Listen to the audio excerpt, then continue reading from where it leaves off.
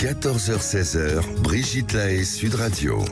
Bonjour à tous, nous sommes ensemble durant ces 2 heures sur Sud Radio et souvent vous m'appelez pour vous confier et je vous en remercie et je vous écoute, en tout cas j'essaye de vous écouter parce que en effet nous avons tous besoin de nous confier et d'ailleurs les enfants adorent raconter à leur maman ce qu'ils ont vécu dans la journée et c'est important que les parents prennent le temps de les écouter. Alors adultes, on éprouve encore ce besoin même si certains croient que ce n'est plus nécessaire. Parler à quelqu'un, en quelque sorte, c'est voir plus clair en nous. Mais à qui parler? À qui raconter nos peines? À qui pouvoir se confier lorsqu'on traverse un moment difficile? À qui demander conseil quand on a une décision importante à prendre? Eh bien, c'est ce qu'on va voir en compagnie de Philippe Breneau. Alors, Philippe Breneau, il a énormément de casquettes, mais l'idée de cette émission, elle est venue parce que Philippe est aussi écrivain. Et puis, dans son dernier roman, il nous raconte l'histoire d'un chauffeur de taxi qui est à l'écoute de ses clients. Et c'est vrai que plusieurs chauffeurs de taxi m'ont déjà dit que souvent ils entendent des choses assez étonnantes de la part de leurs clients qui sont assis derrière. Alors peut-être que justement il y a comme chez le psy quelque chose qui n'est pas du face-à-face, si je puis dire. Bref, alors on va voir si en effet il y a des professions autres bien sûr que les thérapeutes qui attirent les confidences justement. Et puis on va peut-être voir aussi si c'est une bonne chose que de se confier à ses meilleurs amis ou à sa famille ou aux collègues de travail, c'est pas sûr. Ou à son partenaire. Tiens, ça aussi, c'est quelque chose qu'on va demander à Philippe Breneau dans un instant. Bon, bref, à qui vous vous confiez? C'est notre sujet du jour et je vous invite à venir nous rejoindre pour justement vous confier. Et pour ça, bien sûr, vous nous appelez au 0826 300 300. Bonjour Philippe Breneau. Et bonjour Brigitte. Alors ce livre, je sais que vous y tenez, ça s'appelle Taxi Thérapie, c'est aux éditions Serge Safran. Bon, on en a déjà parlé souvent dans cette émission. C'est pas tout à fait un chauffeur de taxi comme les autres, votre héros. Il n'est pas comme les autres, mais d'une certaine façon, il est fondamentalement chauffeur de taxi, c'est-à-dire qu'il va véhiculer, et même il a presque une fonction, j'allais dire, prophétrice. Il amène son peuple, ce peuple qui est sur la banquette arrière, à destination, c'est-à-dire d'une certaine façon, il va les amener vers la terre éternelle. Il y a des chauffeurs de taxi qui vous racontent une histoire lorsqu'ils vous amènent à votre destination. Et dans ce chemin, effectivement, il va se passer beaucoup de choses. Il y a, on dit d'ailleurs, des conversations de chauffeurs de taxi. Je vais pas avoir comme on a au Café du Commerce. C'est pas tout à fait vrai, parce que les chauffeurs... Alors il y a peut-être 2 positions. Très souvent, on peut se méfier d'un chauffeur qui parle beaucoup, qui veut essayer de faire partager ses opinions, et là effectivement ça peut quelquefois être un petit peu fatigant. Et puis à l'opposé, il y a des chauffeurs de taxi qui savent tellement bien faire, on va y venir dans un instant certainement, cette position, cette attitude très particulière qu'ont les psychothérapeutes dans le fond, c'est d'une certaine façon de ne rien faire, et la parole vient à eux, c'est-à-dire qu'en fait il y a un échange. Et vous le voyez très bien, tous les auditeurs sont là, qui peuvent se confier à quelqu'un d'étranger parce qu'il semble que cette parole va être entendue. Et très souvent ne rien dire avec un autre parce qu'on a bien compris qu'elle ne serait pas ni entendue ni retournée. Alors il y a d'autres professions qui ont cette spécificité, je pense aux coiffeurs notamment, qui souvent entendent des confidences. Il y a peut-être d'autres professions, j'en ai pas trouvé beaucoup d'autres moi. Alors moi je dirais qu'il y a d'abord les professions qui sont proches du corps. Il y a par exemple les kinés quelquefois ont beaucoup de confidences. Alors dans le massage effectivement en général apparemment on ne parle pas, mais dès qu'il y a une sorte de proximité, surtout si on va voir l'ostéo ou le kiné parce qu'on a mal quelque part, bien sûr. Là on c'est va peut-être plus pas facilement mais c'est très vrai que on voit apparaître ça. Alors chez le coiffeur, avec une position qui est différente du chauffeur de taxi, il y a ce miroir qui va renvoyer une image. Alors quelquefois on parle le miroir et il y a quelque chose de réflexif qui est très particulier. Et ce sont pas les mêmes confidences. Moi, j'avais réfléchi pendant l'écriture de ce roman, pendant l'écriture de Taxithérapie, j'ai essayé de voir quelles sont les professions qui allaient jouer comme ça. Les coiffeurs ont une relation de confiance, une relation quelquefois de proximité. Beaucoup de femmes vont dire mon coiffeur est un très bon ami, je peux me confier, je peux échanger avec lui. Alors très souvent c'est une femme et quelquefois un homme. Oui, pas tout à fait. Qui pourra être à une écoute féminine tout à fait particulière. Ouais. Et alors il y a une autre profession mais qui aujourd'hui n'existe plus de la même façon, c'est les prostituées qui avaient aussi ce facteur, cette possibilité de confidence avec le fait que très curieusement, certaines prostituées il y a assez longtemps utilisaient presque un taximètre. Il y avait un jeu qui avait été fait par là-dessus, le taxi. Pourquoi on appelle les chauffeurs de taxi? C'est très drôle, faites attention à ce qui se dit sur le net parce qu'il y a quelque temps, j'ai vérifié et on me demandait pourquoi, c'est affirmé de façon péremptoire, pourquoi les taxis sont-ils souvent jaunes et s'appellent-ils taxis? Alors on fait référence à une famille noble allemande qui c'est From Taxis. Pas du tout. C'est tout simplement que à la fin du 19e siècle, c'était même avant les taxis automobiles, il y avait des déplacements qui se faisaient avec un taximètre, c'est-à-dire qui comptait la distance. En grec, taxe, ça veut dire à la fois on paie une taxe pour une certaine distance. Et les chauffeurs de taxi ont toujours un compteur. Mais pendant un temps, les prostituées avaient un compteur. Et il y a eu tout un tas de jeux sur le parallèle. Pour avoir eu beaucoup de confidences de prostituées, justement, oui, beaucoup de leurs clients finalement viennent presque plus pour parler. Et très souvent, c'est sur un plan affectif. Même si bien sûr, il y a aussi l'acte sexuel, évidemment. Alors, il y a la dimension affective. J'ai vu une autre profession aussi, les hommes et les femmes de ménage. Souvent aussi sont notamment auprès des personnes âgées qui n'ont plus grand monde à qui parler. Tout à fait. Et puis moi je sais que ma mère par exemple se confiait beaucoup à sa femme de ménage. Et puis toutes les personnes qui sont dans le soin à la personne, effectivement ça s'est énormément développé. Effectivement c'est la qualité relationnelle. Les aides-soignantes certainement. Voilà. Avec le fait que dans toutes ces confidences, alors on va en parler justement et les auditeurs vont intervenir sûrement sur ces plans-là. On va faire des différences. Quelle est la différence entre parler à des parents, un père, une mère, un frère, une sœur, des amis proches, le ou la meilleure amie, ça on pourra évoquer aussi cette notion qui est assez différente pour les hommes et pour les femmes. Mais justement, je crois que la différence entre toutes les professions qu'on vient de parler et les amis, les parents, c'est que on est avec des gens un petit peu étrangers en quelque sorte, qui vont on prend moins de risques à confier des choses très personnelles qu'on va les prendre, notamment à notre partenaire, par exemple. Moi, je ne pense pas que notre partenaire soit le meilleur confident. Je ne sais pas ce que vous en pensez, mais... Oui, bien sûr. Alors, c'est très vrai que le secret... les chauffeurs de taxi sont...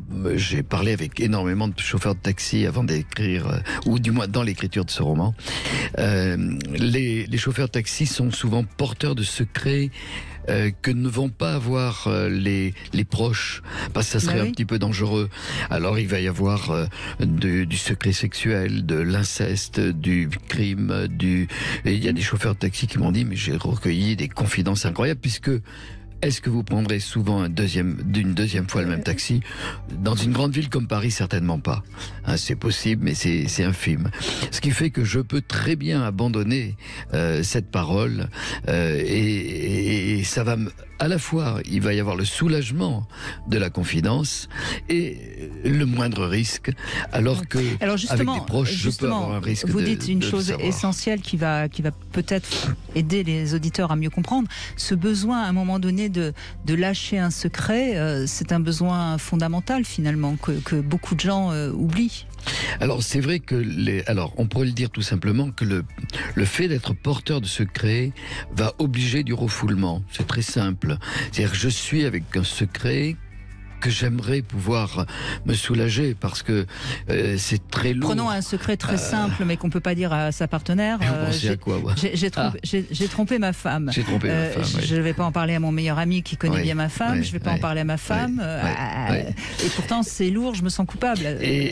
Mais on se sent coupable, mais aussi on se sent mal parce qu'il y a de l'angoisse. Tout simplement, on en parlera d'ailleurs du rapport de la confidence à l'angoisse. C'est-à-dire que souvent la confidence libère de l'angoisse. Mais quand on a l'habitude de se confier, mais on y viendra j'en suis certain, dans les interventions des auditeurs et auditrices, le fait de toujours se confier aux mêmes personnes va obliger de se faire réassurer par les mêmes personnes.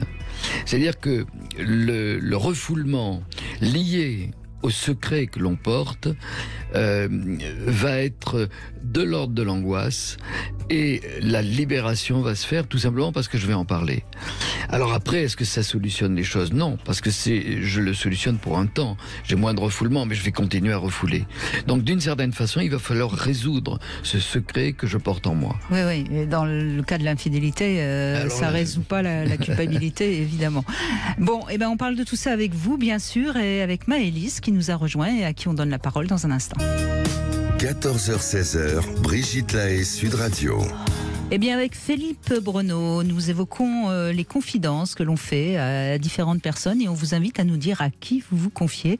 C'est le livre de Philippe, Taxithérapie, n'est-ce pas, qui est un peu le fil rouge de cette émission et vous pouvez vous le procurer si vous avez envie. Ça se lit tout à fait bien. Bonjour Maëlys. Bonjour Brigitte, bonjour à votre bonjour invité. Maëlys. Bonjour Philippe. Alors, vous vous confiez à qui, vous? Ah oui. Alors, je me confie plus. Oh. Ouais. Je me confie plus zut. parce que j'ai été longtemps trahie par mon ex-conjoint, par la famille, par les supposés amis. Alors merci, parce que je crois que c'est la première chose qu'on peut dire, c'est qu'en effet, on peut se confier à quelqu'un en toute confiance et puis la personne se sert de nos confidences contre nous ou nous manipule, enfin bref. Tout à fait, exact. Si on tombe sur quelqu'un de... Voilà. Oui, effectivement, on se laisse manipuler et on se fait manipuler suite à nos confidences. Et très longtemps, j'ai été trahie parce que je suis quelqu'un de très entière. Je dis ce que je pense. J'avais la parole très facile. Et aujourd'hui, malheureusement, j'ai eu un grand mot. J'ai vu quelques thérapeutes, justement, quand je ne peux pas me confier sur quelques angoisses autour de moi, je suis obligée d'aller voir un thérapeute concrètement. Et j'ai été déçue aussi récemment. Et pourquoi ? Parce que la thérapeute commençait à émettre des jugements, en fait. Donc, je voulais pas être jugée, je voulais comprendre pourquoi je pensais comme ça. J'avais pas besoin d'entendre des jugements et parce que ça, dans ce cas, je me confie à la famille. Donc voilà. Donc maintenant, je me confie plus. Je cherche des raisonnements par moi-même. Je me parle. Vous pouvez changer de thérapeute aussi. Franchement, un thérapeute qui se permet de juger quoi que ce soit. D'ailleurs, on n'a pas à juger quoi que ce soit, ou qui se permet de donner un conseil alors qu'on lui a rien demandé. Si on demande conseil, évidemment, ça, on peut. Ok. Eh ben, c'est pas un bon thérapeute. Vous êtes d'accord, Philippe ? Non, c'est pas que ce soit pas un bon thérapeute. Ce n'est pas un thérapeute. Ah non, mais c'est très clair. Vous venez de dire, Maëlys, 2 ou 3 choses qui sont très intéressantes et des corollaires de la confidence. Confidence, trahison et confidence, jugement.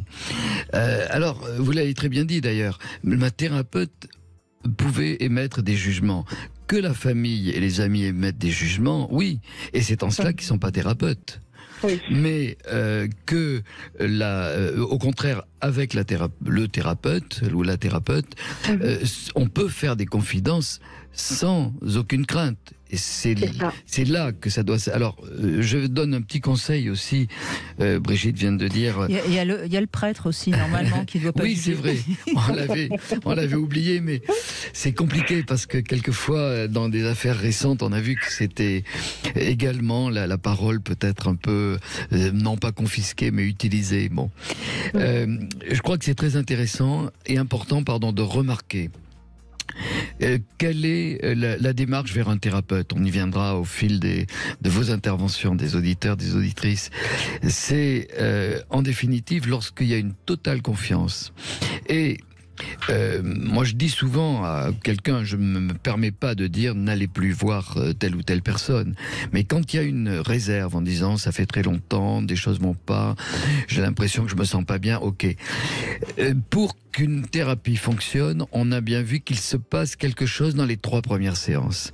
C'est-à-dire, c'est ce qu'on a appelé l'alliance thérapeutique.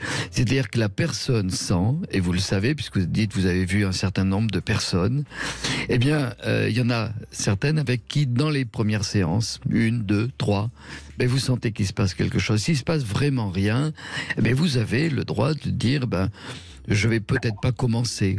C'est pas continuer, peut-être pas commencer.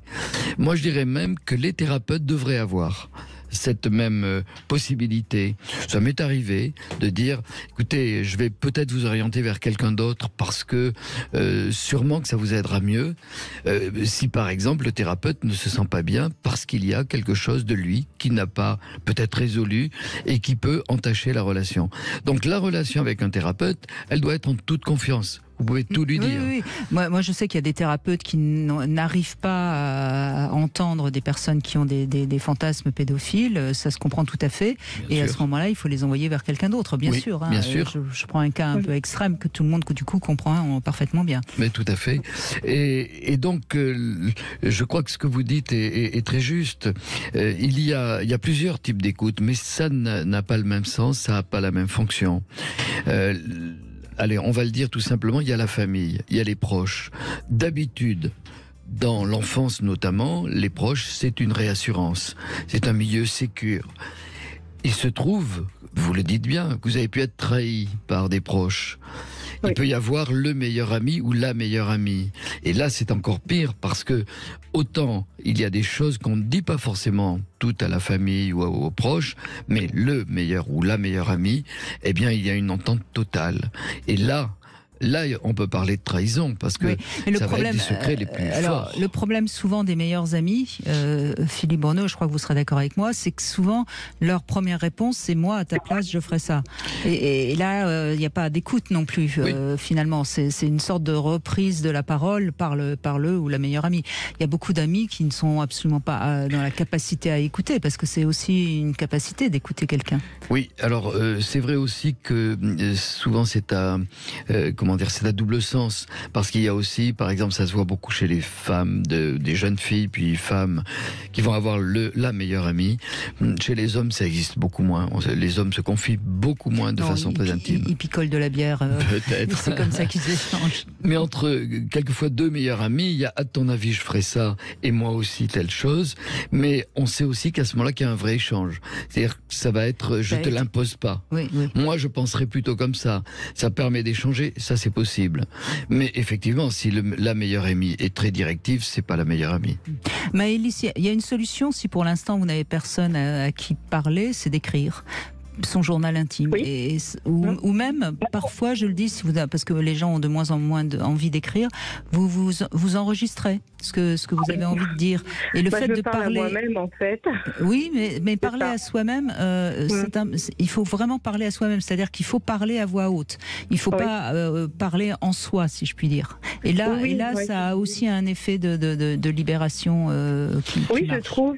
Oui, parfois je me vois, même parfois quand je fais mes courses ou dans la rue, je suis dans mes idées et je me dis mais non mais Christelle, Maëlys, arrête, etc. Parce que je me parle comme si en fait on me répondait. Alors, je suis pas ce que vous pouvez faire, je vais vous donner mon petit secret.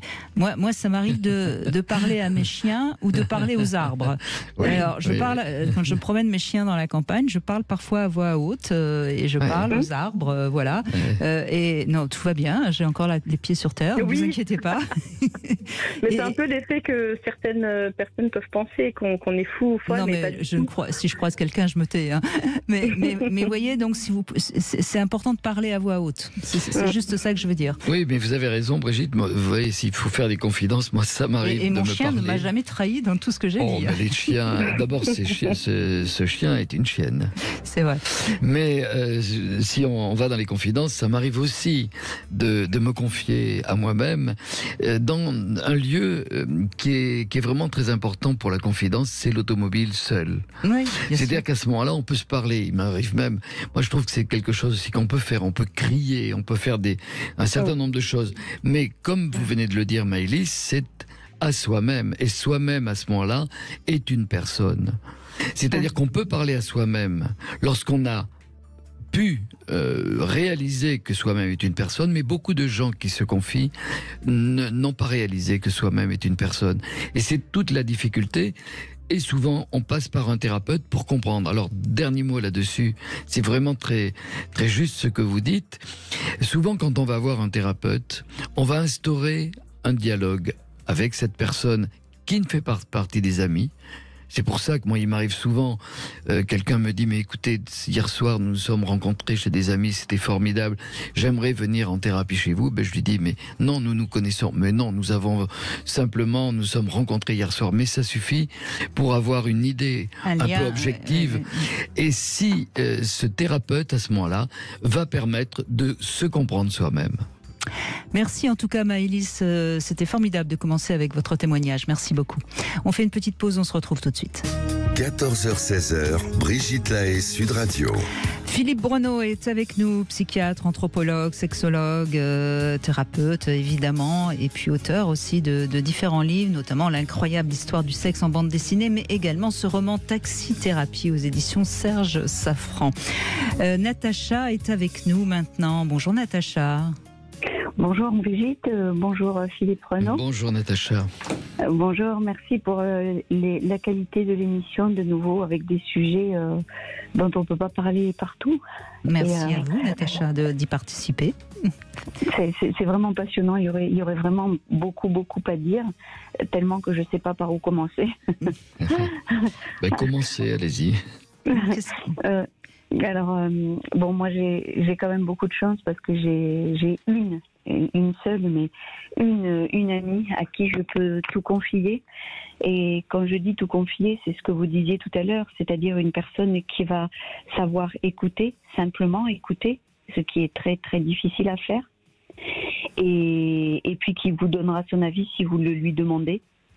Et ça, je dédie presque le passage dans cette émission à elle. Elle s'appelle Alda et c'est vraiment une personne qui m'a beaucoup aidée dans des moments où je voyais très noir. Voilà, vraiment très noir. À qui confier ces idées noires quand c'est à ce point-là, à peu de monde. Même les thérapeutes, moi, m'ont eu fait peur parfois. C'est-à-dire quand vous parlez d'idées noires, c'est des idées des envies de suicide? Oui, voilà. Je dis que j'aimerais que le manège s'arrête de tourner pour pouvoir descendre. Sauf que je suis trop jeune, je peux pas. Je peux pas, j'ai encore trop de... Mais voyez, rien que le fait de pouvoir dire qu'on a envie de partir, c'est déjà avoir un pied qui reste sur terre. Ça, c'est important que quelqu'un ait pu vous écouter dans ces moments-là. Tout à fait. Je crois que quand les gens, justement, n'ont personne à qui parler, je crois que c'est comme ça que parfois on peut passer à l'acte. Parce que on devient un peu complètement prisonnier dans ses pensées, surtout si elles sont noires. Alors on a recours vous savez, Natacha, je crois qu'il y a quelque chose d'important à dire qu'on n'entend pas souvent. Le suicide, c'est pas une envie de mourir, c'est une envie d'arrêter de souffrir. De finir. Oui. Et c'est pas la même chose. Hein. Oui, c'est envie d'en finir, voilà, d'arrêter de souffrir. Oui, oui. Oui, tout à fait. On met un stop. Vous êtes d'accord avec ça, Philippe? Vous n'avez pas l'air. Si, je suis d'accord sur l'idée, c'est très vrai, c'est ce qui est vécu, c'est ça. C'est totalement ça. Et il ne faut pas oublier une autre chose, c'est que le suicide, n'arrive que dans des moments d'épisodes dépressifs. C'est-à-dire qu'il faut que ça puisse être entendu, et vous le disiez par vous dites même des psychiatres ou des thérapeutes là que vous avez vus, des médecins psychiatres qui n'écoutaient pas forcément. Et c'est là que ça va pas, parce que nous avons à écouter quand il y a besoin d'être soigné, parce que il faut soigner un épisode dépressif. Il y a un très grand psychiatre du XVIIe siècle. Alors vous vous dites, qui était psychiatre au XVIIe siècle, à un moment où la psychiatrie n'existait pas, puisqu'elle a commencé à exister au XIXe. Formidable. Eh bien, ce grand psychiatre, figurez-vous, a dit une phrase extraordinaire que tous les psychiatres devraient savoir. On ne s'est jamais suicidé dans un accès de gaieté. Bah oui, c'est tellement... Voltaire dit une chose très sensée. On est extrêmement mal. C'est tellement évident, enfin, je veux dire, Mais justement, c'est-à-dire que si c'était uniquement, c'est à la fois des idées, un vécu, qui est accompagné, parce qu'on traîne depuis très longtemps, ça vient pas du jour au lendemain, c'est quelque chose qui est progressif, par cet épisode qui, s'il y a une nécessité, doit être soigné. Et à ce moment-là, on en sort par... Les médicaments vont permettre de sortir de la phase initiale. Mais l'écoute et le travail qu'on va faire là-dessus, c'est ça qui va permettre de le dépasser. Et c'est vrai que vous le dites bien, c'est la qualité de l'écoute. C'est... Et puis la qualité de l'écouteur, c'est-à-dire que oui, moi je dis que c'est pas normal qu'un psychiatre n'écoute pas. Et c'est vrai que ça existe. Je l'ai entendu souvent par des patients, bien sûr. Natacha, allez-y, je vous en prie, on vous a un peu coupé la parole, on vous écoute. Non, mais oui, ou le psychiatre qui va commencer à froncer les sourcils, avoir l'impression que vous racontez un peu n'importe quoi, parce que forcément, quand on est dans des périodes comme ça, c'est décousu, c'est très, très, très difficile de se confier. Mais c'est jamais n'importe quoi. Voilà, tout à fait, ça appartient à chacun. Oui, bien sûr. Et puis moi, je dis que consulter un psychiatre, c'est pour moi en 20 ou 30 minutes se faire harakiri. On ouvre tout ce qu'on a dans le ventre, on le met au grand jour sur le bureau, et puis il regarde sa montre et vous dit bon ben voilà, là c'est terminé, vous refermez, vous reprenez tout, et puis vous repartez dans la rue, au boulot, vous retrouvez vos enfants. C'est quelque chose d'extrêmement difficile. Donc la qualité d'un bon psychiatre, c'est essentiel, et je trouve qu'aujourd'hui c'est rare. J'ai jamais trouvé vraiment une personne... Vous savez, Natacha, d'abord, c'est rare de trouver des bons professionnels. C'est rare sur les boulangeries, il y en a une qui est excellente et 10 et 5 qui sont franchement très moyennes. Et en plus, dans des professions d'écoute, c'est encore plus difficile. Donc forcément, c'est pas facile. Je suis d'accord. Faut aussi avoir cette lucidité-là. Hein, On peut aussi quelquefois exiger. Alors si c'est de façon ponctuelle, je comprends bien, comme vous dites. D'abord, c'est de dire, j'aimerais bien que vous m'expliquiez. Il y a deux qualités d'un professionnel psychologue, psychiatre. C'est l'écoute. Ok, mais la deuxième, moi je crois que c'est de la pédagogie, parce qu'il y a eu cette dérive un petit peu irritée de la psychanalyse, mais à la fois quand je dis ça, la psychanalyse est quelque chose de très important, parce que elle nous permet de comprendre un certain nombre de choses pour les professionnels. Eh bien, c'est le fait que classiquement on devait écouter seulement et pas de réponse, et ça, très souvent, ça a été une double peine. On l'a dit notamment pour toutes les confessions sur les agressions sexuelles et un certain nombre de choses. Il faut qu'il y ait des réponses. Mais je crois qu'un thérapeute doit pouvoir écouter et être très pédagogue, c'est-à-dire vous expliquer, avoir un dialogue avec vous.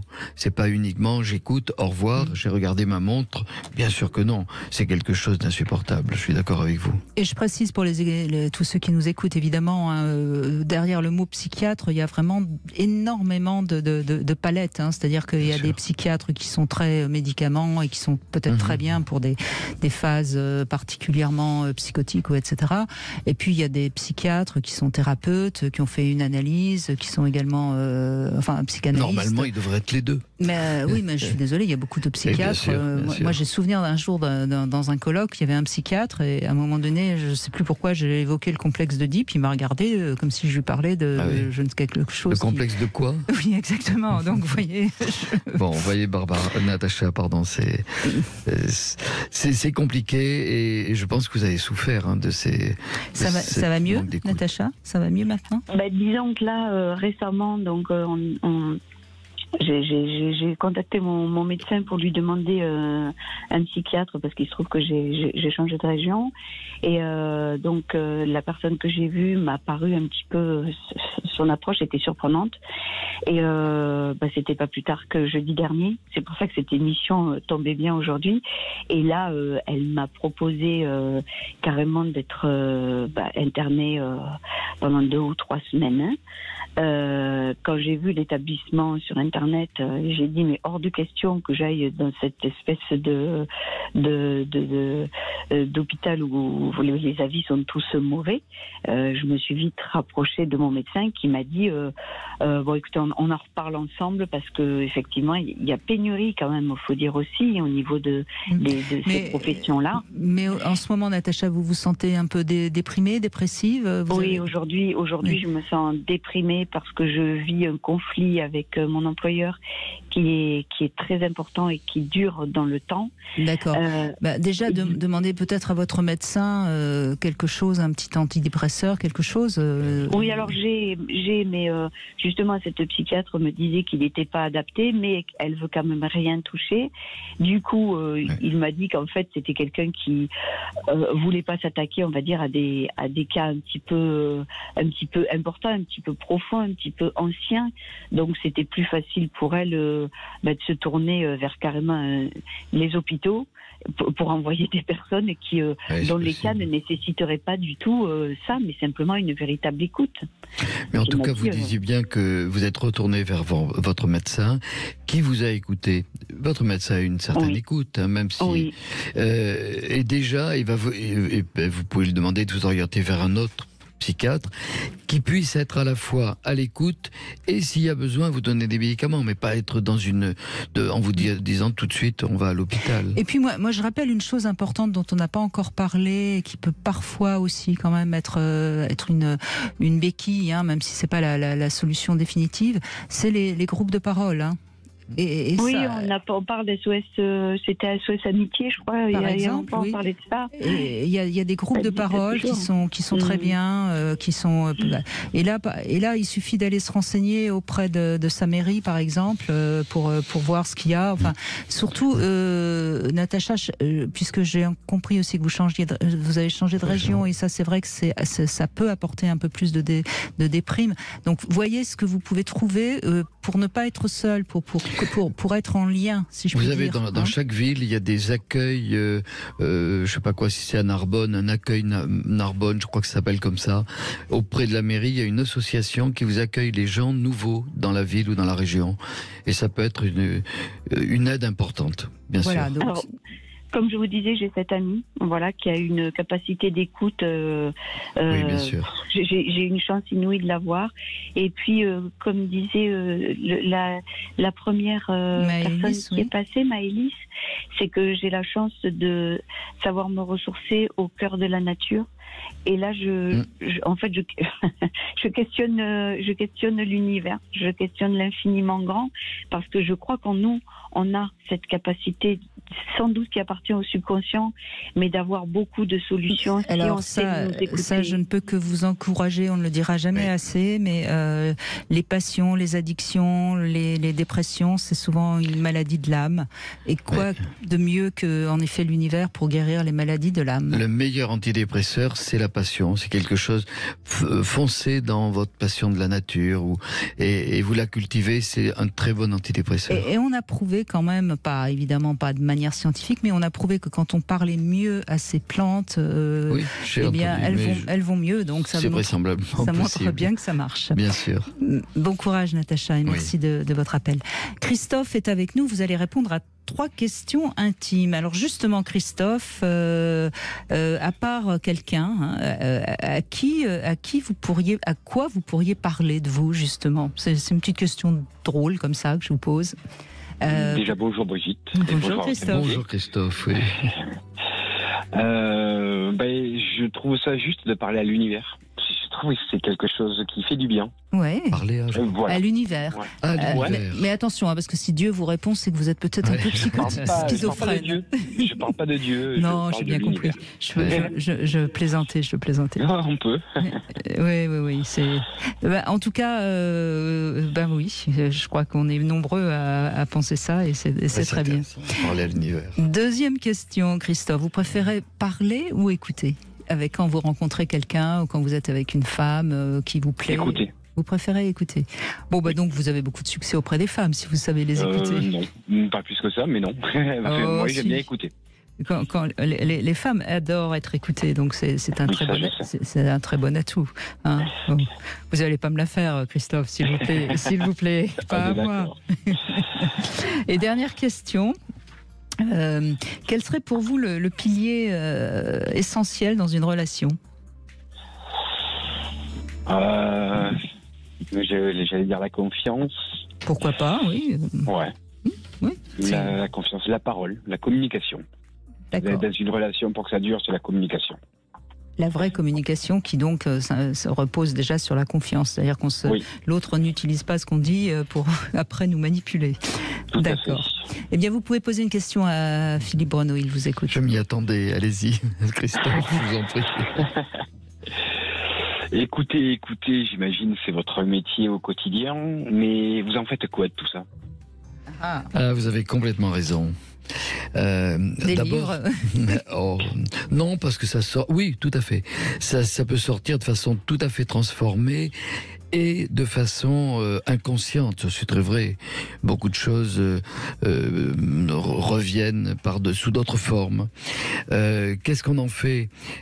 Quelques-uns, on peut être dérangés quelquefois. C'est un petit peu comme les guérisseurs et les guérisseuses qui vous disent « je prends le mal sur moi ».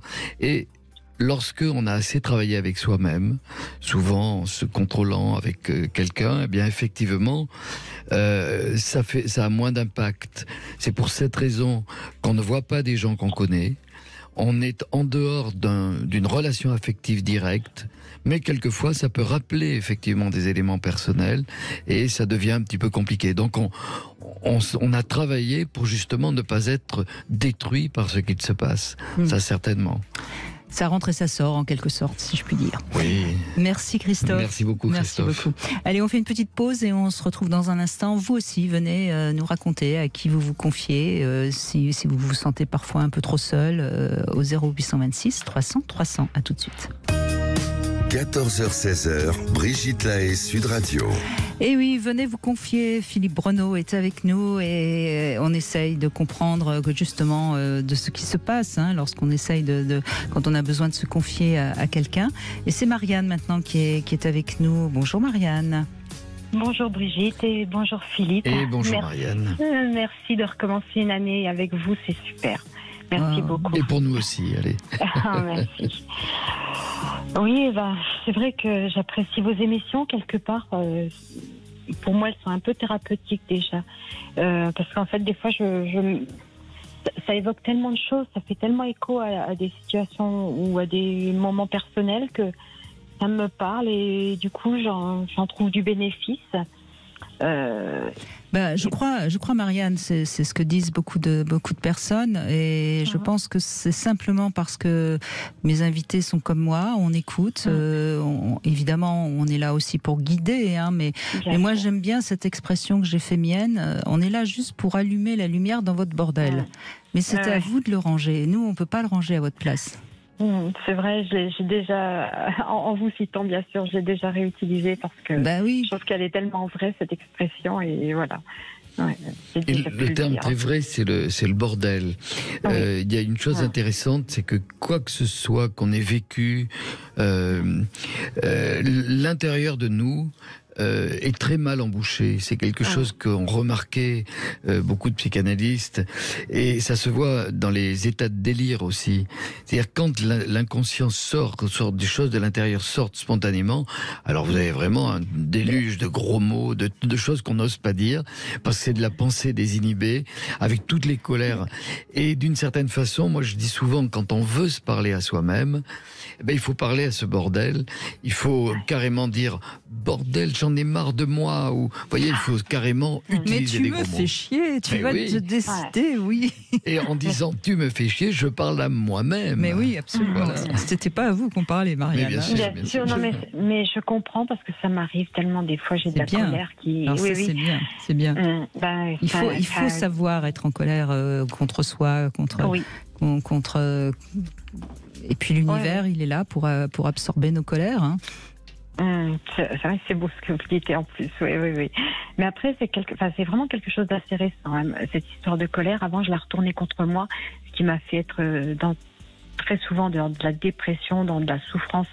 Parce qu'en fait, cette colère, je la retournais contre moi et ça me faisait du mal. Donc, sans compter que ça peut provoquer des maladies psychosomatiques, une colère qu'on ne sait pas sortir. Donc c'est vraiment important de sortir sa colère. Oui, c'est aussi un sujet que je pourrais également aborder avec vous. Mais pour ce qui est de la communication, puisque c'est un petit peu le sujet du jour,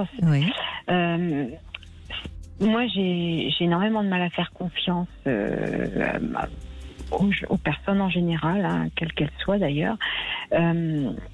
Il me faut du temps pour faire confiance, il me faut vérifier que je peux faire confiance et des fois encore en plus c'est même pas une certitude, hein. Même quand on essaye de vérifier on n'est pas sûr de ça.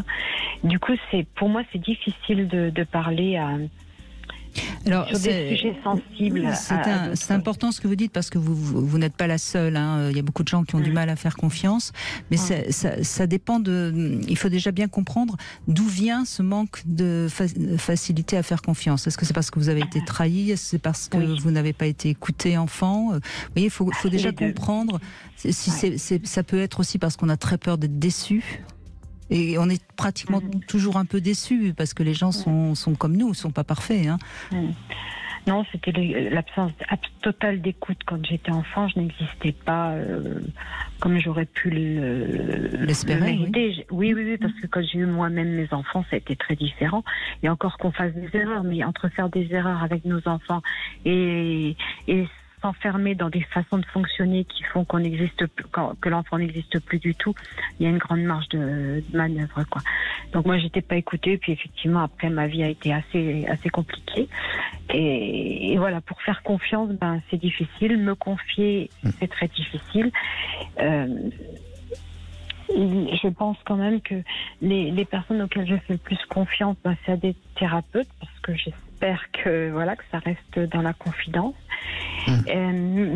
Trois de mes enfants aussi, avec qui sont des jeunes adultes, hein, avec qui on est très soudés et on peut se confier vraiment les uns aux autres. Alors évidemment pas dans tous les domaines non plus en ce qui me concerne, bien évidemment, mais voilà, j'ai eu une expérience, je traverse une expérience cette année, inédite évidemment, et je suis restée 1 mois et demi sans pouvoir en parler. Par contre, ça m'a rongé énormément de l'intérieur, et bon, j'ai annoncé l'information à mes enfants, à mes autres enfants, mais et vous avez envie de le dire ou pas? Oui, bien sûr. En fait, je suis partie avec mon ex-mari il y a 9 ans, plus de 9 ans maintenant. Ça a été un tsunami, non pas parce que c'était pas prévisible, mais ça a déclenché chez lui des comportements encore pires qu'il n'était avant. Mais quelque part, il le pressentait tellement qu'il avait un peu aussi anticipé. C'est des personnes qui ont des espèces de 6e sens, qu'on ne sait pas d'où ça vient chez eux, mais bon. Et il avait réussi à monter les enfants contre moi, dont surtout l'aîné. Alors j'ai été séparée de 3 de mes 4 enfants pendant très longtemps. J'en ai, entre guillemets, je dis bien le mot entre guillemets parce que je ne l'aime pas, mais je n'ai pas d'autre mot pour le remplacer. J'en ai récupéré un adulte, donc en termes de relation, il y a 5 ans, une il y a 2 ans et demi, et une que je ne vois toujours pas, qui est l'aînée. Et donc il y a 32 ans aujourd'hui, ma fille aînée. Et le 11 mai, on m'a un ex-beau-frère m'a annoncé qu'elle allait avoir un bébé. Donc ça va être la première fois que je suis mamie. Grand-mère, oui.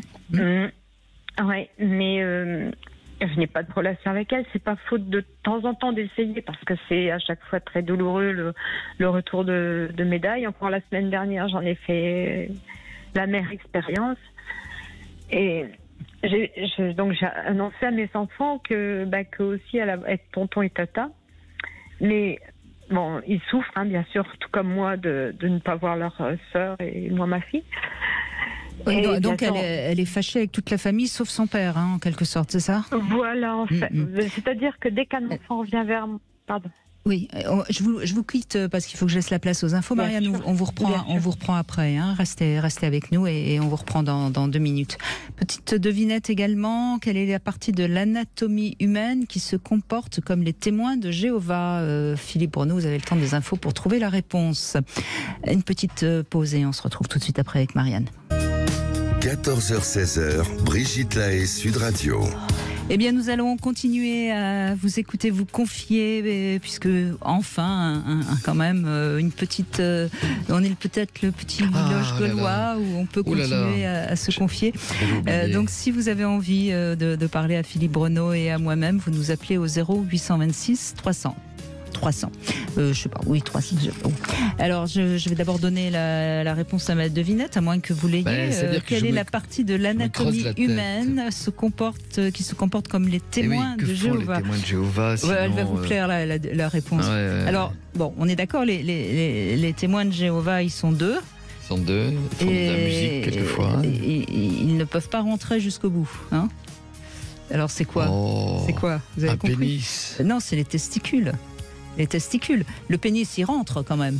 Mais c'est les testicules qui ne rentrent pas. Ils ne peuvent pas rentrer. Donc les testicules, ils sont toujours 2 et ils ne peuvent pas rentrer. Donc c'est comme les témoins de Jéhovah. Elle est pas mal, hein? Elle est pas mal, j'avais pas pensé. Alors voilà. Non, elles sont quand même difficiles, hein, Brigitte. Vous devez passer des nuits blanches à calculer toutes ces devinettes. Écoutez, je fais mon boulot. Je ne vous dirai pas comment je le fais.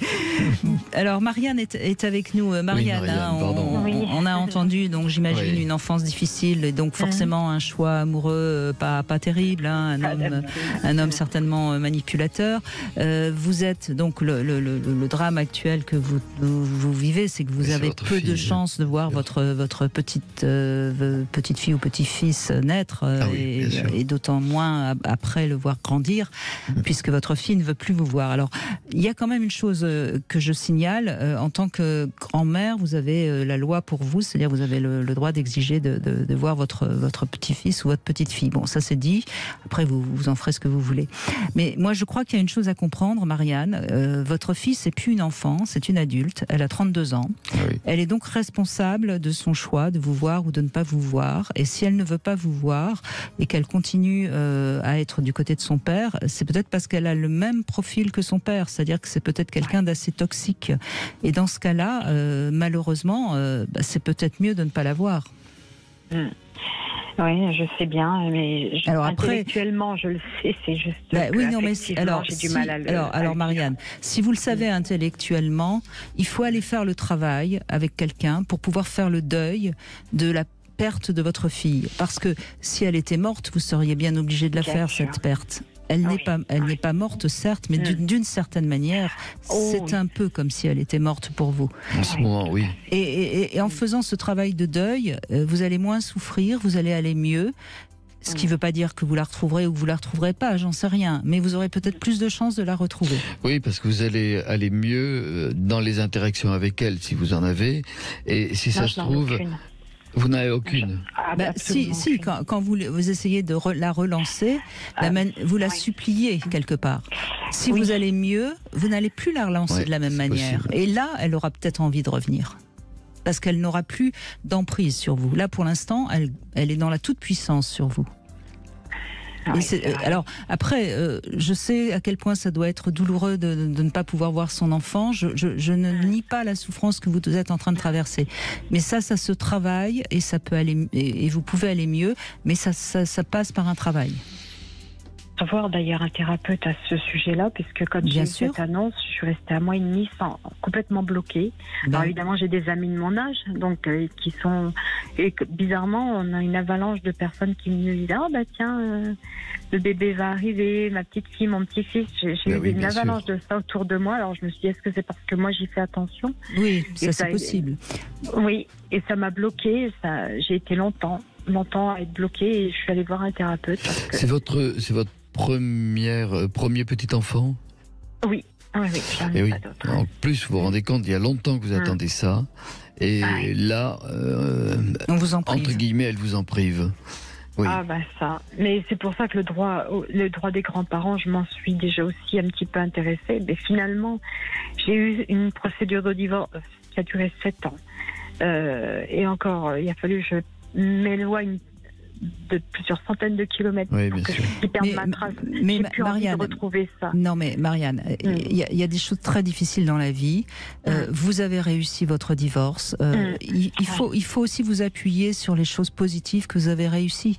Et malheureusement, des épreuves, on en rencontre tous. Et puis, à un moment, il faut accepter de céder à aller mieux, si je puis dire.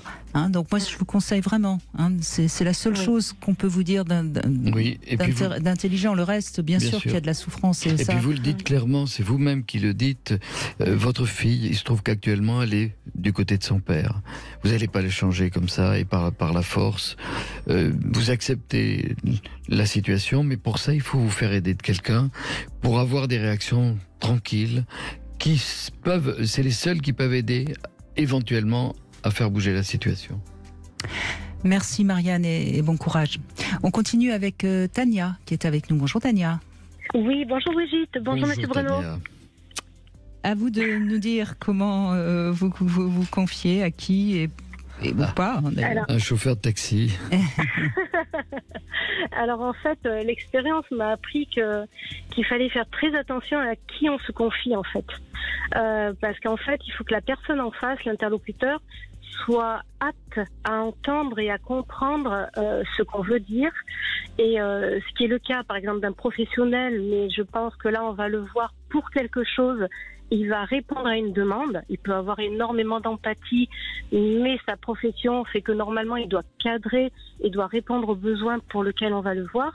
Et si c'est de l'affectif, parce qu'en plus je pense que si on va voir une personne, qu'on lui confie certaines choses et que la personne n'est pas apte à nous répondre, sa réponse peut nous blesser encore plus, peut encore élever la sensibilité et être blessant, et surélever encore, je dirais, l'hypersensibilité.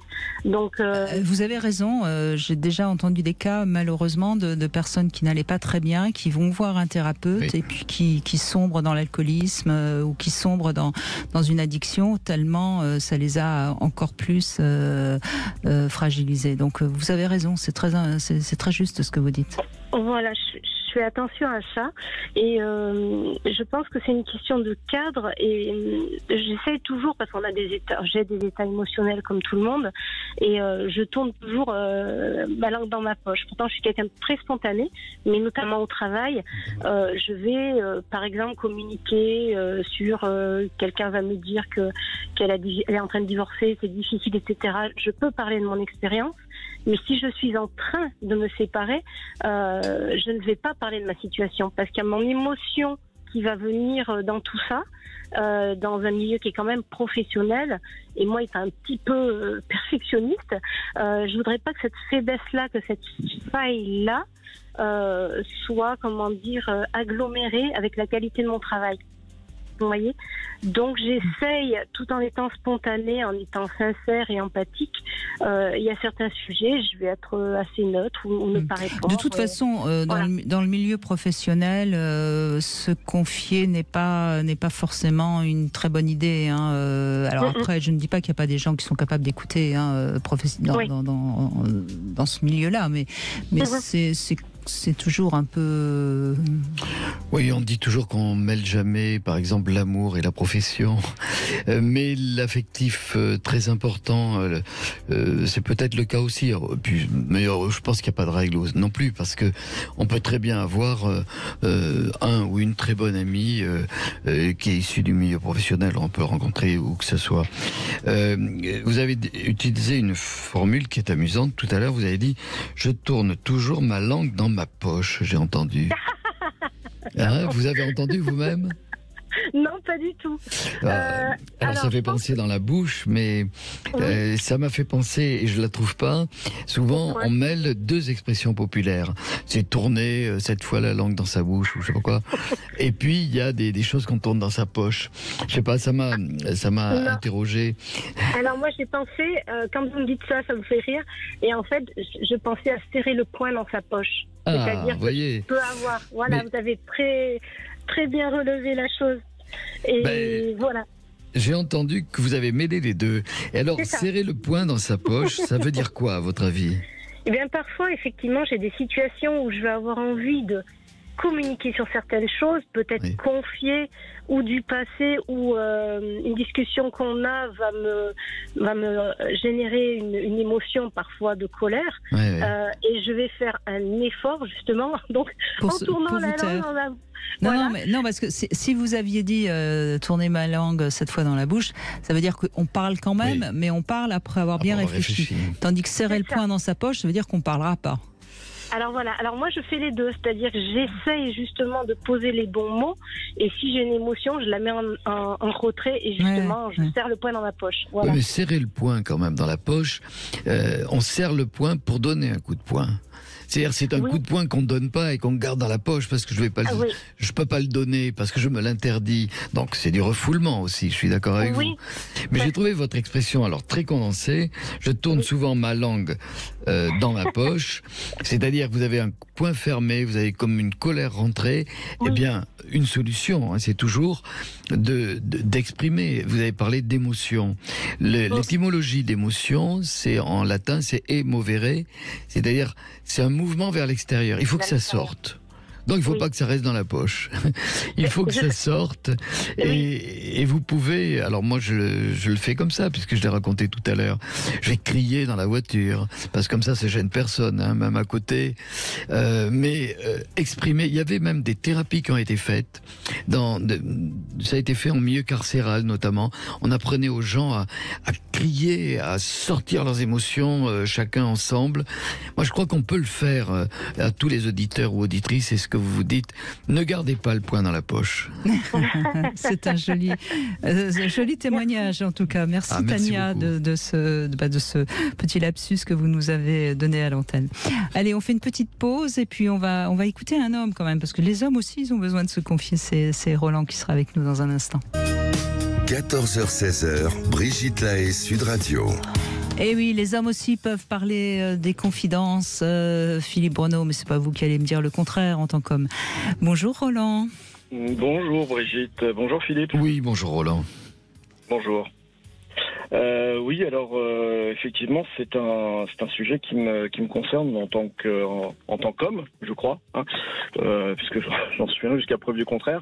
Et effectivement, comme vous le disiez auparavant, se confier à une personne proche ou un individu quelconque, c'est toujours un peu délicat.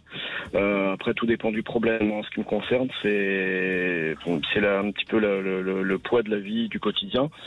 Je suis quelqu'un de très empathique. Je l'étais pas du tout pendant à l'âge de mes 20 ans.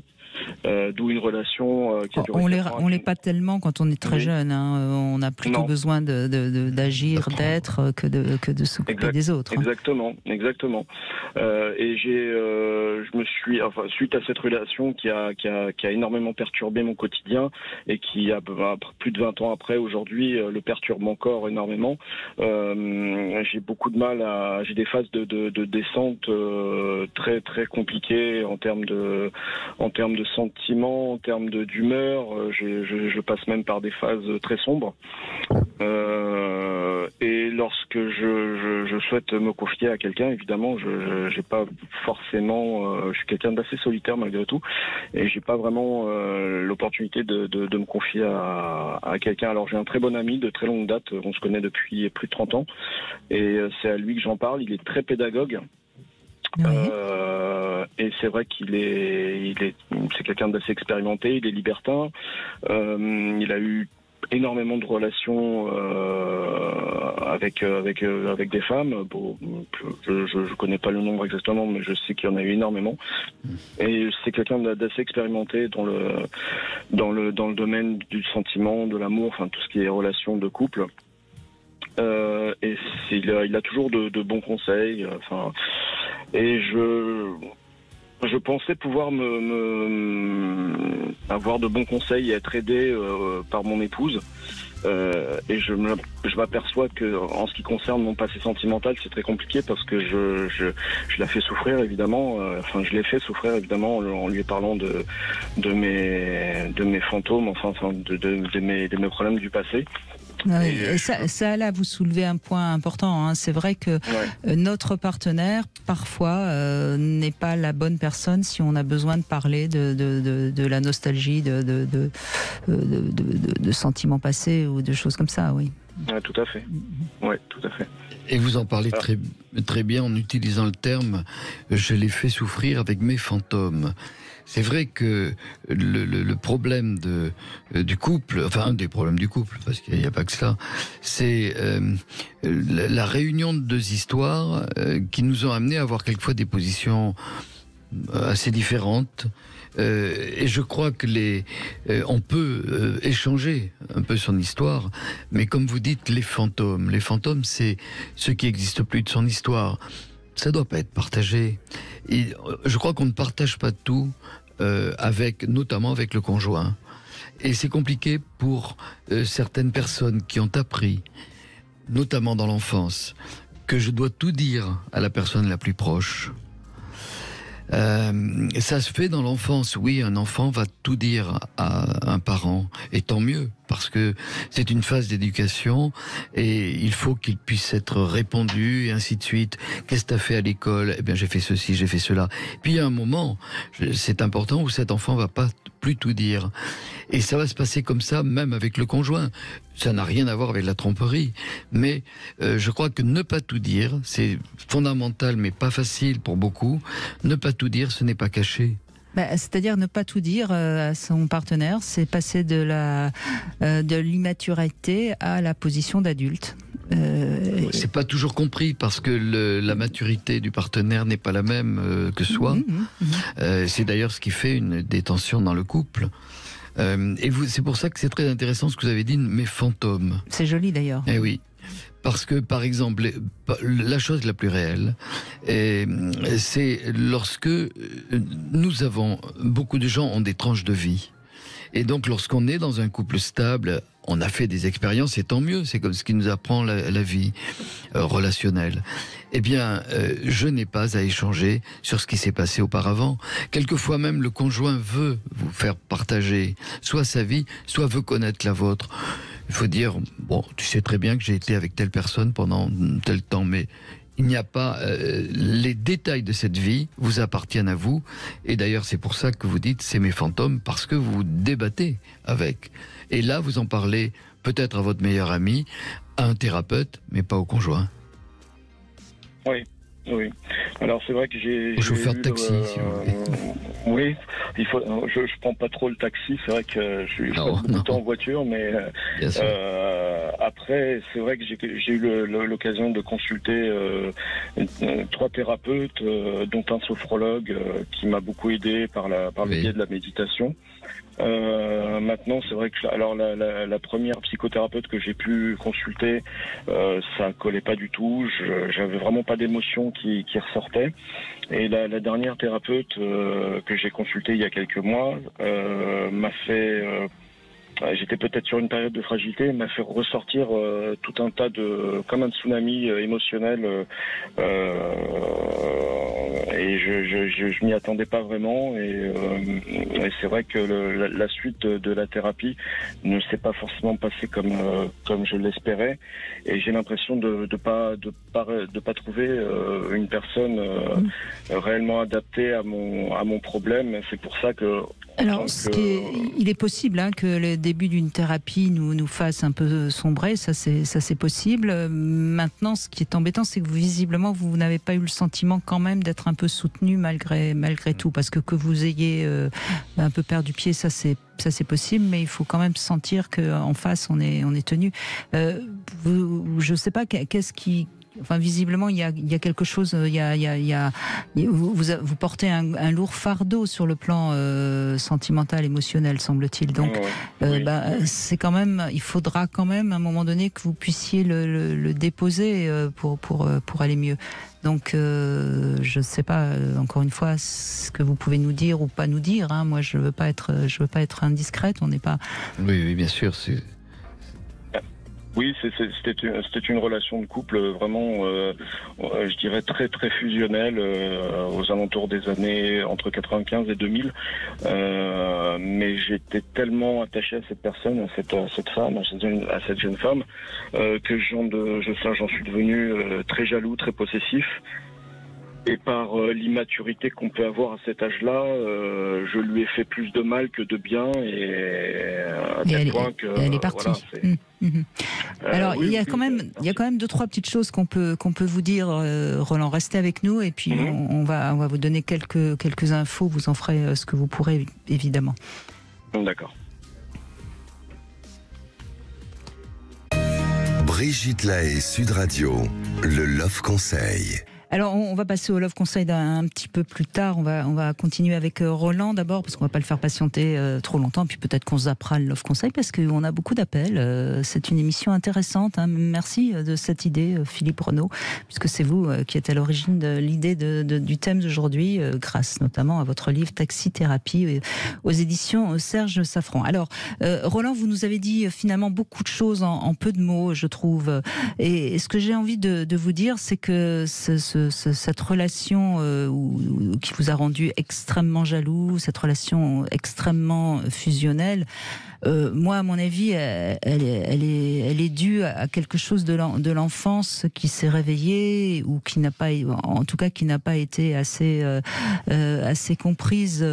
Quand on est comme ça, aussi, comment dirais-je, incapable de couper ce lien, donc j'ai bien compris, cette histoire est terminée. Et puis vous êtes actuellement avec une femme, donc il y a pas de raison qu'elle soit encore si présente. Cette relation terminée, je pense que ça parle de quelque chose. Et moi, je pense que ça parle de la relation à votre père, mais je me trompe peut-être.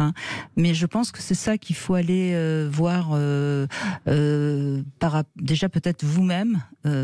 Qu'est-ce que cette femme, finalement, vous a apporté, qui vous rappellerait ce que vous avez eu dans l'enfance ou que vous n'avez pas eu? Oui. Je vous demande pas la réponse tout de suite, peut-être que ça demande du temps. Mais moi, je pense que c'est, en tout cas, si j'étais votre thérapeute, c'est la piste que je vous conseillerais d'aborder. Et puis, cette amie que vous admirez par tous ses exploits sexuels, ça montre aussi que vous avez besoin de vous affirmer dans votre identité masculine. C'est pour ça que je parlais du père. D'accord. Mais encore une fois, vous en ferez ce que vous pouvez. Moi, je vous donne des pistes parce que c'est notre rôle, Philippe, en quelques mots. C'est des choses qui nous viennent à l'esprit, mais comme Brigitte, moi, ça fait penser, et ce terme de fantôme qui est beau, tel que vous l'utilisez, ça fait penser que quelque chose n'est pas terminé. Alors, dans les faits, oui, certainement, puisqu'il s'était il y a longtemps. Mais il y a quelquefois des histoires qui ne s'arrêtent jamais de la vie. Et c'est pas facile de mettre un terme à une histoire lorsque l'histoire n'a pas eu de terme, peut-être. Donc c'est peut-être à interroger dans une réflexion que vous faites. Oui, ça a l'air très présent. Le fantôme, il est là tous les jours. Et c'est pour ça que ça a fait souffrir votre femme actuellement, parce qu'elle sent bien que cette femme, que pourtant, qui vous a quitté, pourtant, eh bien, elle est toujours présente. Et c'est pour ça que votre partenaire a souffert, vous voyez. Donc c'est tout ça qu'il faut essayer de et essayer de repenser, puisque vous nous l'avez dit, essayer de repenser qu'est-ce qui vous a fait autant craquer avec la thérapeute qui visiblement a percé une poche douloureuse chez vous. Ça a certainement touché quelque chose du petit garçon qui est en vous. Vous voyez ? Et lorsque quelque chose est difficile, surtout dans une nouvelle thérapie, comme vous dites, il est arrivé tout un tas de choses d'un seul coup. Souvent, c'est bien de poursuivre un petit peu, parce que quelquefois, on peut se réfugier en disant ça me fait trop mal, je ne peux pas continuer. En tout cas, la confrontation à cette personne, quel que soit ce qui s'est passé, vous a fait ressurgir des choses dont peut-être il y a intérêt à comprendre le sens, la symbolique. Je pense qu'il y a toutes ces... Vous voyez, pour nous, parce qu'on est un petit peu habitué quand même à l'écoute, on est peut-être un petit peu pas trop mauvais, on va dire. Il y a beaucoup de choses que vous nous avez dites qui sont là, et je vous propose aussi de réécouter en podcast peut-être ce que vous nous avez dit et ce qu'on vient de vous dire. Vous avez là, vous avez tous les nœuds, si je puis dire, mais c'est à vous de les défaire, évidemment. Voilà, maintenant si vous avez envie de nous dire quelque chose d'autre, on est là, on écoute. Mais je ne veux pas vous mettre mal à l'aise et je ne veux pas. Je veux pas vous faire mal. Je sais que c'est quelque chose que. Oui. C'est dur à sortir. Hein. Oui, disons que j'en souffre au quotidien parce que tout un tas de phénomènes au quotidien me rappellent plus ou moins ces souvenirs. Et je sais qu'elle est en couple aujourd'hui. Je sais qu'elle a refait sa vie, cette personne. Et j'en suis très heureux pour elle. Et si tout va bien, c'est ce que je lui souhaite le plus au monde. Malgré tout, je pense être passé peut-être à côté de quelque chose, et j'ai le sentiment, et c'est vrai que j'ai fait des choses que je me suis permis de lui dire des choses que j'aurais jamais dû lui dire, et je le regrette aujourd'hui. Mais bon, le fait de regretter quelque chose n'est pas forcément... Non, mais vous avez pas regretté spécialement. Je pensais qu'en fait, auprès de mon épouse, comme on se dit, Oui. Mais ce que vous lui avez dit à cette femme, c'est pas à elle que vous l'avez dit, c'est certainement à quelqu'un d'autre, et c'est le petit enfant qui est en colère, le petit enfant frustré, le petit enfant je ne sais quoi, qui a dit tout ça à cette femme. Vous voyez, c'est ça qu'il faut aller travailler. Et c'est ça qui va vous libérer. Quand vous comprendrez pourquoi vous avez été celui que vous n'aimez pas, parce que vous n'avez pas aimé si vous voyez, vous allez avancer. Ok. Bon courage, c'est bien, oui. Merci Roland. Merci beaucoup. On continue avec ce jouet que j'ai entre les mains. C'est un plug, un joli plug, un petit plug, et c'est Arnaud qui l'a reçu et qui l'a testé pour nous. C'est un plug anal rotatif, n'est-ce pas, télécommandé de la marque Crucius, qu'on trouve sur l'enseigne rue-des-plaisirs.com. Tenez, il est joli, hein. Allez-y, faites-moi vibrer la main. Alors, est-ce qu'il vibre là? Normalement, je l'ai mis. Attendez, il faut que je le mette en marche. Ah oui. Non, il faut être en marche. Je sais pas. Bonjour Arnaud. Bonjour. Bon, je vous rassure, Philippe ne le teste pas réellement, il le teste entre les mains. Hein. Oui, entre les mains, ça y est. Ça y est. J'ai le plug qui vibre entre les doigts. C'est rigolo. Ouais. Bonjour, allez-y Arnaud, je vous en prie. Oui, exactement, donc du coup j'ai reçu le jouet, on l'a testé avec ma compagne, donc du coup elle aura celle qui a essayé le plug, donc du coup je fais un peu l'intermédiaire. Donc du coup effectivement il est rotatif et vibrateur, donc du coup on l'a essayé et donc du coup son avis a été qu'elle aimait plutôt bien, donc je pense que aussi elle a pratiqué entre guillemets les pénétrations anales, donc du coup forcément elle a l'habitude, mais je me demande si quelqu'un qui est novice aura peut-être un peu plus de mal. Oh, c'est pas un gros plug. Hein. Non. En tout cas, ça amuse beaucoup Philippe. J'augmente. C'est drôle. Puis alors, on a beau dire, le côté télécommande, c'est rigolo, quoi. Vous me faites, franchement, vous me faites vibrer, Brigitte. Là. Donc du coup, effectivement, on a pu. Donc du coup, j'avais la télécommande et voilà. Et je crois qu'entre guillemets, le seul problème qu'il y a, c'est qu'on ne sait pas qu'est-ce que ça fait. La vibration. Enfin, on a juste un seul bouton pour appuyer et on ne sait pas vraiment quand on a envie de quelque chose de plus intense ou de moins intense. Il faut appuyer sur l'autre bouton. Vous avez un bouton pour allumer et puis vous avez un autre bouton pour augmenter la puissance de la vibration.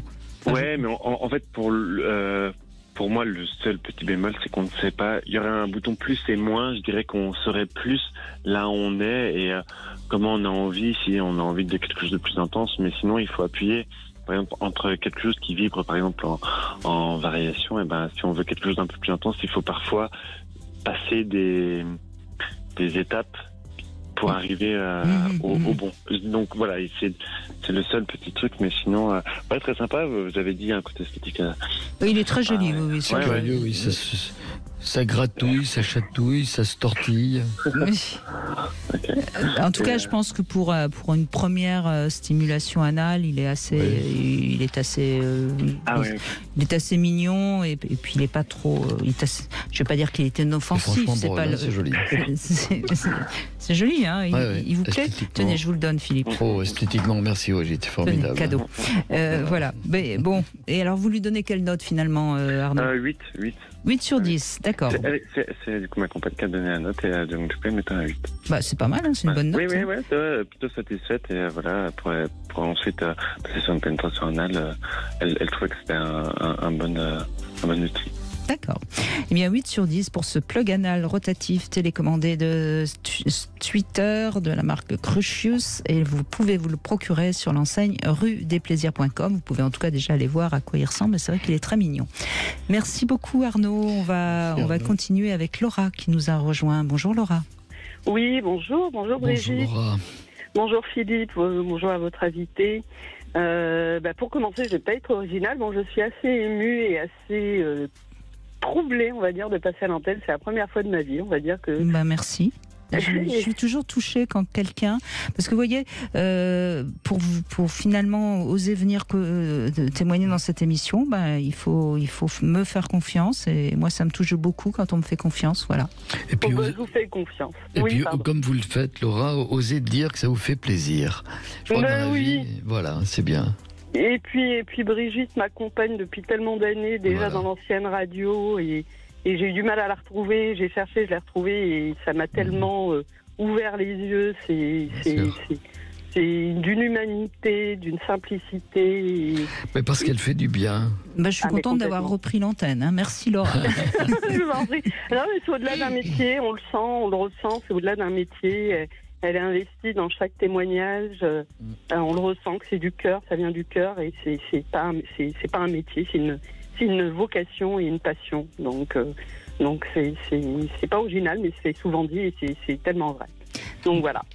Et alors vous avez du mal justement à vous confier. Et c'est drôle que vous appeliez aujourd'hui justement. On est d'accord. Ça, oui.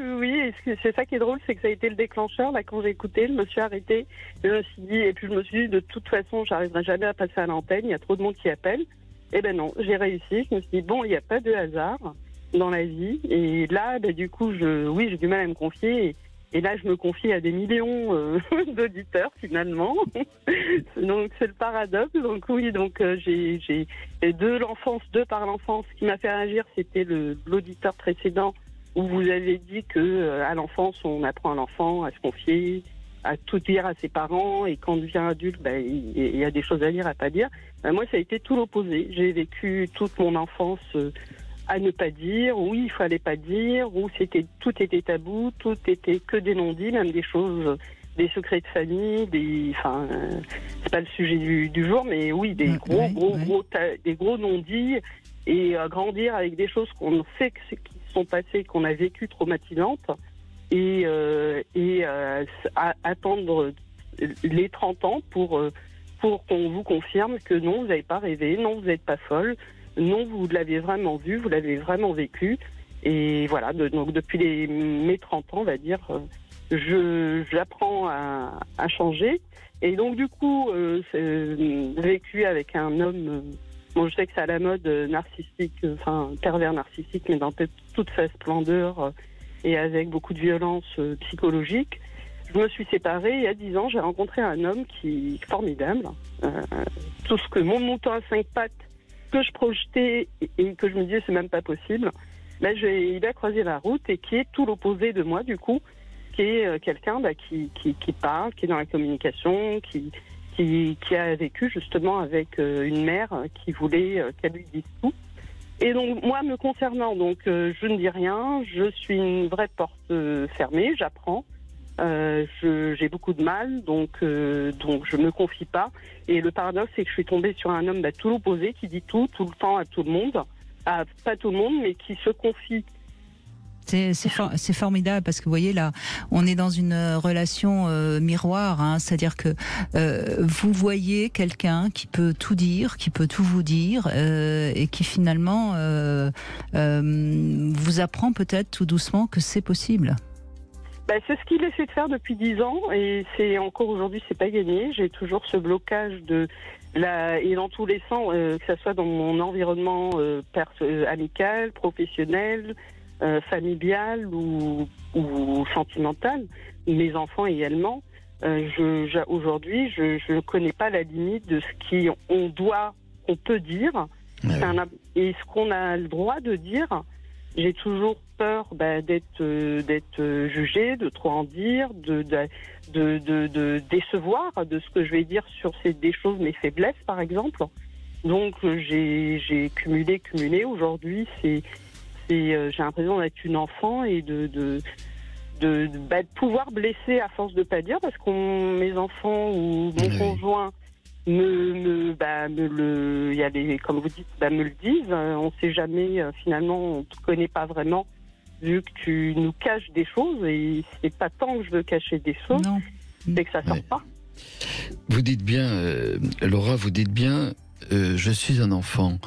Et le fait même de dire je suis un enfant fait que vous n'en êtes pas un, parce que vous avez conscience que de l'enfant que vous avez pu être.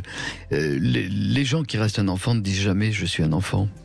Ils supportent pas d'ailleurs qu'on leur dise je suis un enfant, je suis une porte fermée. Et bien sûr, j'ai rencontré un homme qui se confie, ok. Mais vous racontez bien la fabrique de cette porte fermée. Tous les termes que vous avez utilisés, c'est en fait la peur d'être jugé, sûrement l'interdit de parler. C'était fait, alors c'est des problèmes éducationnels, interdit, ne pas dire, tabou, non dit. Et alors, j'ai trouvé amusant, mais je me trompe peut-être. Vous avez dit au début de votre intervention, dans une phrase, vous avez dit « Je me suis arrêté ». Vous étiez donc en voiture ? Oui. Mais voilà, j'ai entendu que vous êtes dans votre voiture et que vous vous êtes arrêté parce que vous avez reçu l'appel et que vous allez parler à la radio. Alors c'est presque l'inverse du taxi. Le taxi, on parle avec lui, on sait que on peut dire tout ce qu'on veut parce que personne ne l'entendra, on reverra jamais la personne. Là, c'est l'inverse. Vous faites un chemin extraordinaire. Vous osez dire, alors que vous êtes le plus entendu, bon, plus que l'habitude. Vous osez dire, je ne peux pas parler. Eh bien, vous le faites, c'est formidable. Vous êtes exactement dans la même position. C'est une catharsis, on pourrait dire. C'est une sorte de catharsis, voilà. Vous êtes sur le bord de la route. Vous me faites penser à quelqu'un que j'avais vu il y a très longtemps, un patient, et qui m'a dit un jour où il s'est désinhibé. Je ne sais pas comment il a fait, c'était il y a vraiment très longtemps. Il s'est arrêté, il était représentant de commerce, je crois. Il s'arrête sur le bord de la route et il me dit, à ce moment-là, j'ai eu une illumination, j'ai appelé une animatrice radio, mais qu'il ne connaissait absolument pas. Il a réussi à se la faire passer et elle lui a parlé alors qu'il était dans sa voiture. Je crois que la voiture est un lieu où on est seul avec soi-même et on peut se dépasser. C'est ce que vous êtes en train de faire. Brigitte dit catharsis, ça veut dire je suis en train de faire un acte qui va me faire changer de situation. Tiens, à partir d'aujourd'hui, votre vie sera peut-être différente. Comme vous dites, je suis avec un homme qui se confie, mais ça m'amène pas quand même à parler. Pas forcément. Ça peut venir que de vous, mais il est un bon modèle pour vous, parce que vous êtes bien avec lui. Mais peut-être que votre vie, que des choses seront différentes parce que vous avez parlé à énormément de gens qui vous écoutent Mais bien sûr. Ouais, non, Et mais c'est pas du tout anodin. Alors, Ah non, il n'y a pas de hasard dans la vie. Il y a eu un déclencheur et je me suis arrêtée. Oui, je me suis arrêtée. eh ben restez arrêtés. Et puis je vous propose, si vous voulez bien, qu'on se retrouve dans 2 minutes. Ça vous va? Allez, d'accord. Ça vous va, Oui, Laura je veux bien. À Je tout veux de bien. suite. 14h-16h, Brigitte Lahaie, Sud Radio. Et nous sommes avec Philippe Breneau, psychiatre, thérapeute évidemment, et auteur de Taxithérapie, le livre qui a été donc le sujet de cette très belle émission que nous allons sans doute conclure avec Laura qui nous rejoint et qui donc enfin parle, si je puis dire. Alors moi je crois quand même, Laura, à vous écouter comme ça, hein, mais là encore une fois c'est très intuitif ce que je vais vous dire. Vous parlez peut-être pas facilement de vous, mais je pense que vous avez quelque chose qui vous aide à sortir vos émotions et d'une certaine manière à dire. Je pense que vous êtes quelqu'un qui agit, qui est positif, qui est assez joyeux quand même, parce qu'on l'entend dans votre voix. Et donc, au fond, bien sûr que vos enfants, peut-être même votre compagnon, parfois aimeraient que vous parliez un petit peu plus de ce qui vous fait plaisir, etc., etc. Mais je pense que si on vous observe, et si votre compagnon est avec vous depuis pas mal d'années, alors qu'il a besoin de vous parler, il reste parce qu'il voit bien qu'il arrive à deviner vos humeurs. Oui, complètement. Il arrive à deviner parce qu'il est très intuitif. Il a une capacité à lire en moi comme un livre ouvert. Ça, oui, mais ne vous sous-estimez pas.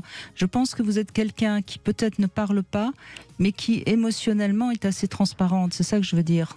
Ah ben je l'étais pas. Et là aujourd'hui, oui, je suis joyeuse. Voilà. Donc il vous a apporté ça, vous voyez. Parce que j'ai fait un travail sur moi, voilà. on va dire. C'est déjà pas mal. Oui, mais là j'ai eu un déclic il y a 1 an, c'était au mois de juillet de l'année dernière. Mais auparavant, il y avait beaucoup de souffrance parce que justement, j'emmagasinais beaucoup de choses que je n'arrivais pas à exprimer et ça faisait cocotte minute. Et ça a explosé. Donc oui, effectivement, il y a 1 an, je sais pareil, c'est un autre terme très à la mode, on parle beaucoup d'hypersensibilité. Mais j'ai compris, j'ai mis le doigt dessus grâce à une psychothérapeute. Et un livre que j'ai lu, je me souviens plus du nom, sur l'hypersensibilité. Et je me suis rendu compte de ce que j'avais vécu de l'enfance. J'avais développé, par rapport à une agression que j'ai vécue petite, j'avais développé cette capacité à toujours être à l'écoute de tout, toujours être sur le qui-vive, jamais dormir sereinement. J'ai développé une autodéfense, une armure. Je m'étais mise une armure, mais triple épaisseur, et j'étais pas dans la joie, et cette hypersensibilité faisait que tout le monde se confiait à moi. J'étais un aimant, comme dit mon conjoint.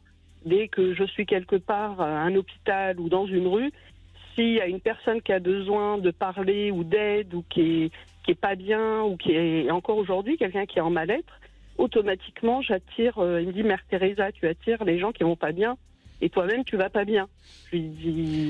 Avec votre façon de parler, on ne dirait pas du tout quelqu'un qui ne sait pas parler, qui n'a pas l'habitude de parler. Vous avez une parole qui est très libre. C'est surprenant. Alors, c'est plutôt au niveau des contenus, sûrement, que des choses ne peuvent pas se faire parce que, vous l'avez dit, vous avez eu un interdit. Vous avez parlé d'agression, de quelque chose, peu importe, hein, qui vous appartient. Mais à partir de là, il a dû y avoir un interdit d'en parler, interdit d'échanger.